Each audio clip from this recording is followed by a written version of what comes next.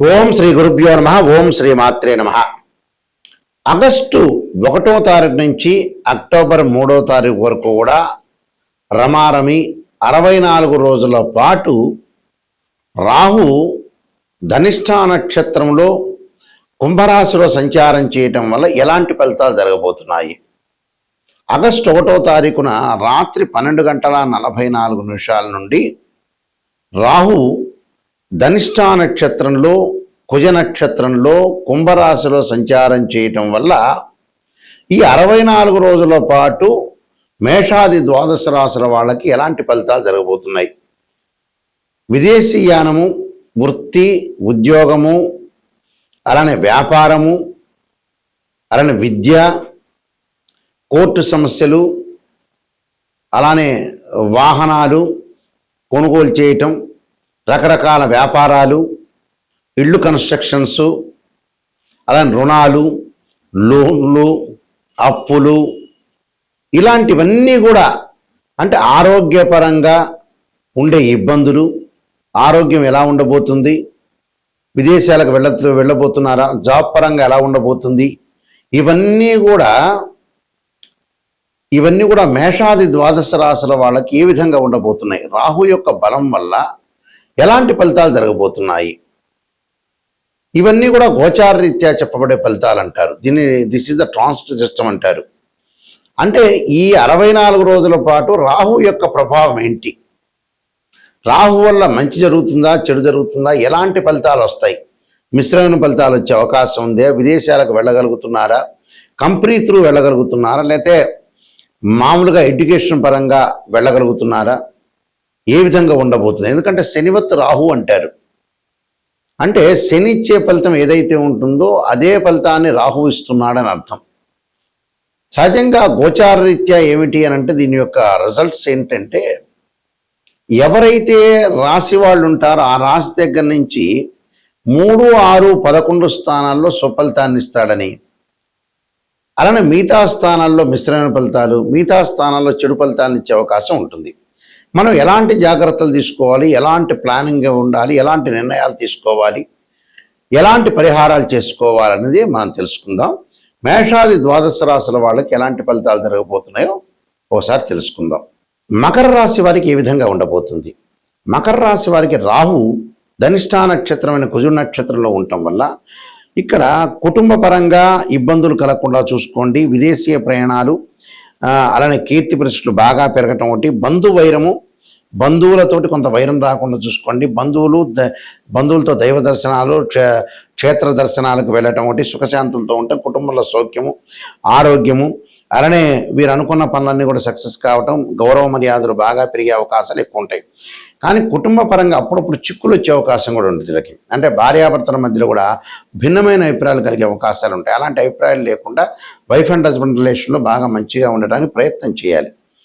ప్రయత్నం చేయటం ఒకటి, వాళ్ళ ఇల్లు కొనుగోలు చేయటం, అలానే ప్రతి పనిలో కూడా కొంత విజయం సాధించే అవకాశాలు ఉంటాయి. ప్రతి దానిలో కూడా ముందంజలో ఉండే అవకాశాలు ఎక్కువ ఉంటాయి.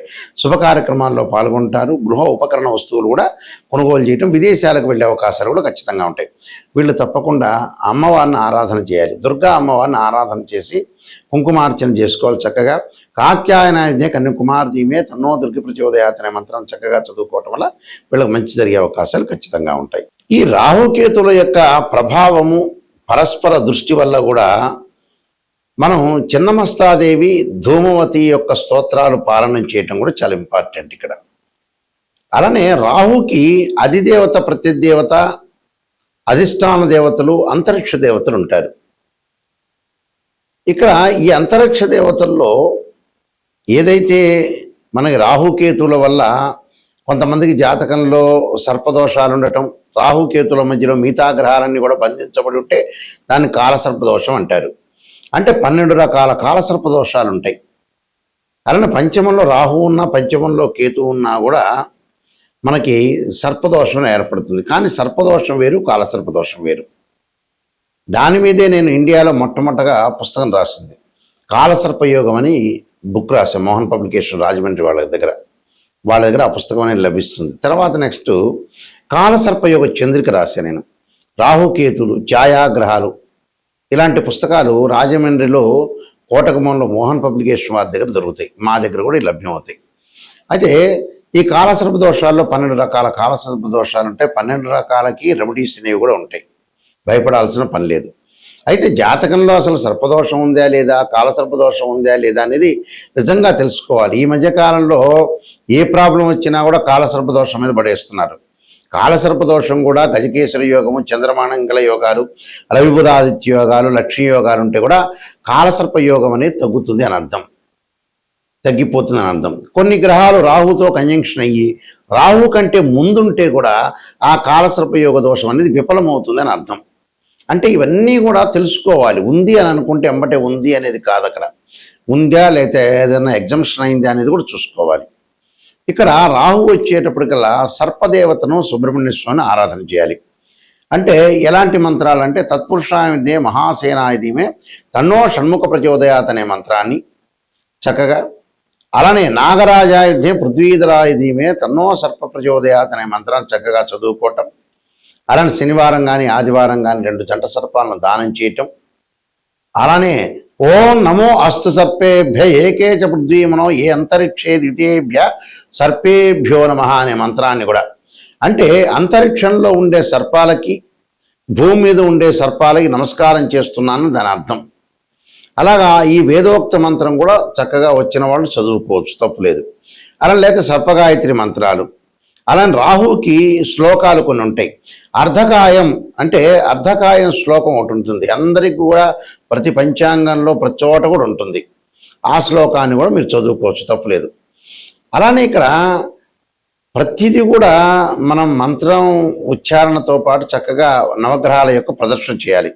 ఈ మంత్రం కూడా అంటే అర్ధకాయ మహావీర్యం చంద్రాదిత్య విమర్ధనం సింహకాగర్భ సంభూతం తం రాహుం ప్రణమామ్యం అనే మంత్రాన్ని కూడా చక్కగా చదువుకొని ముందుకెళ్ళిపోవచ్చు.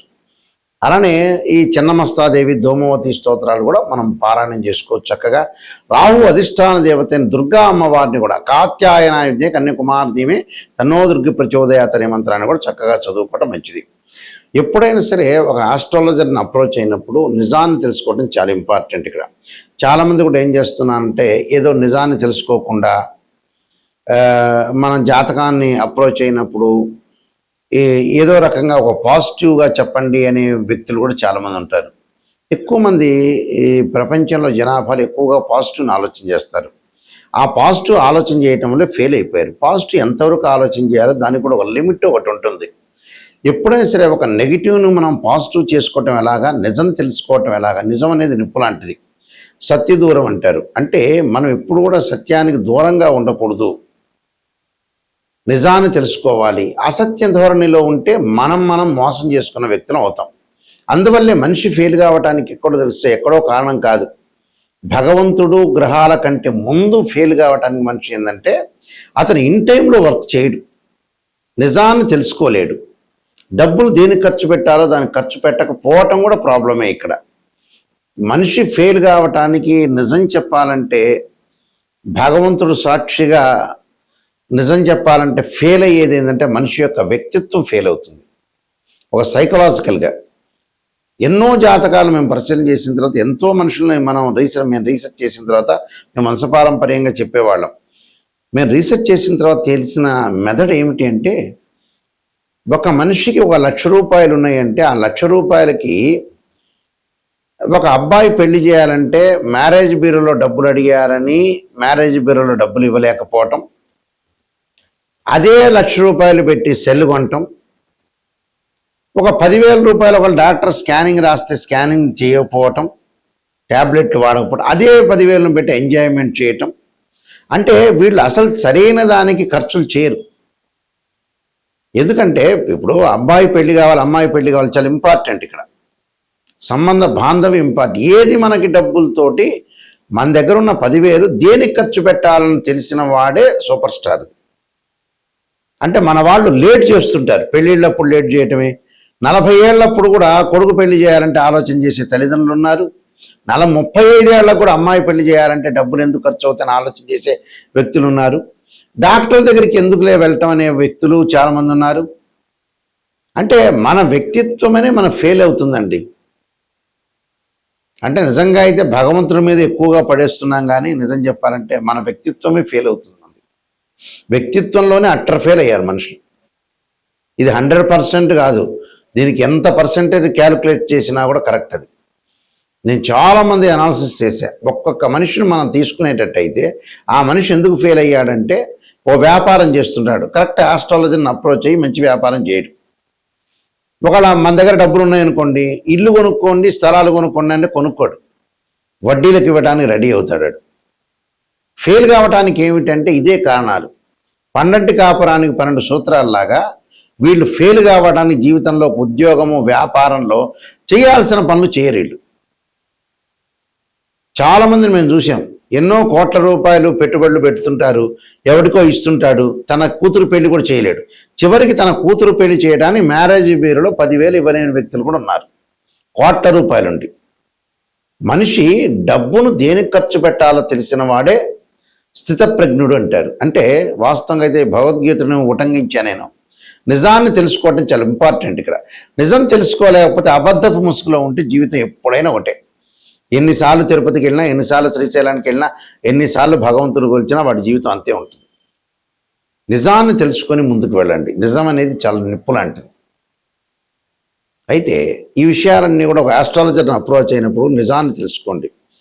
గురువుగారు నిజం చెప్పండి, నేను ఎలాంటి దారి మార్చుకోవాలి, ఎలాంటి రోడ్ మ్యాప్ నాకు కావాలి, నేనేమైనా మిస్టేక్ చేస్తున్నానా, క్లారిటీ ఇవ్వండి అనే పాయింట్ చూసుకోండి.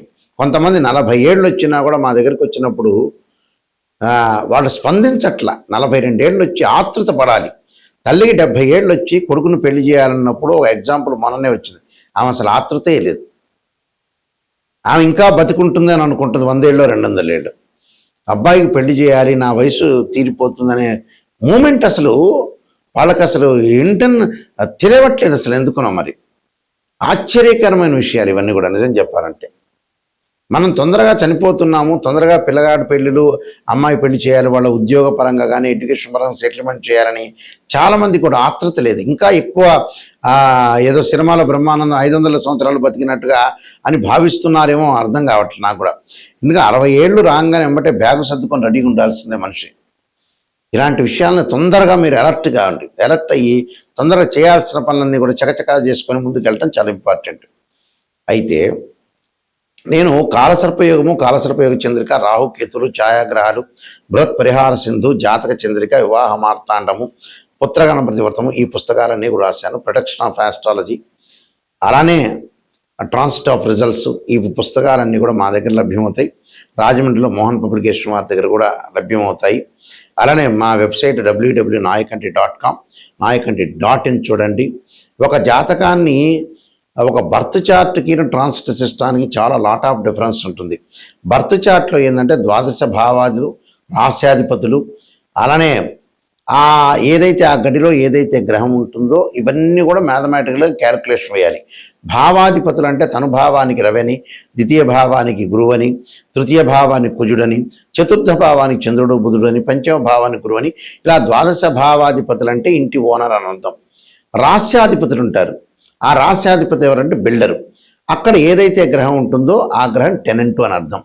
అంటే జాతకంలో గజకేసరి యోగం ఉందా, లక్ష్మీ యోగం ఉందా, చంద్రమంగళ యోగం ఉందా, బుధాదిత్య యోగం ఉందా అనేది తెలుసుకోవాలి. కానీ ప్రతి చోట కలవంగానే బుధాదిత్య యోగాలు, చంద్రమంగళ యోగాలు కాదు. ఇవన్నీ కూడా కొంతమంది ఆస్ట్రాలజర్స్ అనవసరంగా చెబుతున్నారు. నిజంగా కాదు, ఆ కాంబినేషన్ కావు. కొంతమందికి మాత్రమే యోగాలు అనేవి ఉంటాయి. యోగం అంటే 2 or more planets is called యోగం అంటారు. యోగం అనేది అది కాదు. యోగం నిజంగా ఉందా లేదా తెలుసుకోవాలి. దాని దృష్టి, దశ, అంతర్దశలు మ్యాథమెటికల్ క్యాలిక్యులేషన్ వేయాలి. ఒక వివాహం జరుగుతుందా లేదంటే రాశిచక్రం, నవాంశం, భావచక్రం, దశలో అంతర్దశలను చూడాలి. ఒక సంతానం కలుగుతుందా లేదంటే రాశిచక్రం, సప్తమాంశం, భావచక్రం, దశలో అంతర్దశలు చూడాలి. దీనిలో కేపీ సిస్టమ్ అని, వైదిక ఆస్ట్రాలజీ, బివి రామన్, ఇలాంటి పద్ధతులన్నీ ఉంటాయి. ఆ స్క్రీన్ మీద స్క్రోలింగ్ అవుతున్న నా నెంబర్ ఉంటుంది. నిజం తెలుసుకోవాలి, నాయకంటి గారి ద్వారా బాగుపడాలనే వ్యక్తులు మాత్రమే ఫోన్ చేయండి. నిజంగా జాతకాన్ని తెలుసుకునే వాళ్ళు మాత్రం ఫోన్ చేయండి. వద్దండి నాకు పాజిటివ్నే కావాలంటే నాకు ఫోన్ చేయొద్దండి. నెగిటివ్, పాజిటివ్ రెండూ తెలుసుకొని నిజాన్ని తెలుసుకునే వాళ్ళు మాత్రం ఫోన్ చేయండి. ఎందుకంటే అబద్ధపు ముసుగులో మంచిది కాదు. ఏ రోజైనా నిజమనే నిప్పు లాంటిది, అది ఏ రోజైనా తెలుసుకునేదే. కాబట్టి మీరు మంచిగా తెలుసుకోవాలి, కరెక్ట్గా నిజం తెలుసుకోవాలంటే నాకు ఫోన్ చేయొచ్చు. మీ అందరికీ కూడా శ్రీ పరమేశ్వరుడి యొక్క కరుణాకటాక్షం ఉండాలని ఆశిస్తూ సర్వే జనా సుఖినో భవంతు.